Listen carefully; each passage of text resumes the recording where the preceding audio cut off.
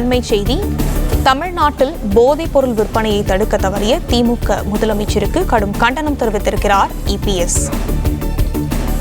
இதை பற்றின மேலும் விவரங்களை நமது செய்தியாளர் ராஜகுமரன் வழங்க கேட்கலாம். ராஜகுமரன், வணக்கம். விவரங்கள் என்ன பகிரலாம்?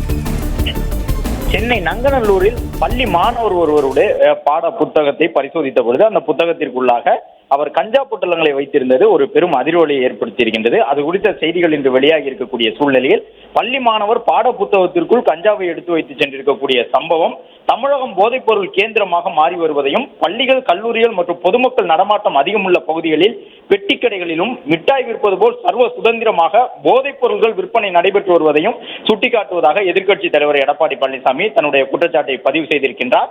நமது அடுத்த தலைமுறையை பாழாக்கும் போதைப் பொருள் விற்பனையை இரும்பு கரம் கொண்டு அடக்க வேண்டிய தமிழக காவல்துறை எதிர்க்கட்சியினரை மட்டும் பழிவாங்கும் ஏவல் துறையாக பயன்படுத்தப்படுகின்றது அரசால் என்று குற்றம் சாட்டியிருக்கக்கூடிய எதிர்க்கட்சி தலைவர் எடப்பாடி பழனிசாமி, எதிர்கால இளம் தலைமுறையினரை போதைப் பொருள் பழக்கத்திலிருந்து காப்பாற்ற வளமான தமிழகத்தை உறுதிப்படுத்த, இனியேனும் போதைப் பொருள் விற்பனையை முழுமையாக கட்டுப்படுத்த காவல்துறையினருக்கு முழு சுதந்திரம் அளிக்க இந்த அரசை வலியுறுத்துவதாக குறிப்பிட்டு தன்னுடைய பதிவை வெளியிட்டுள்ளார்.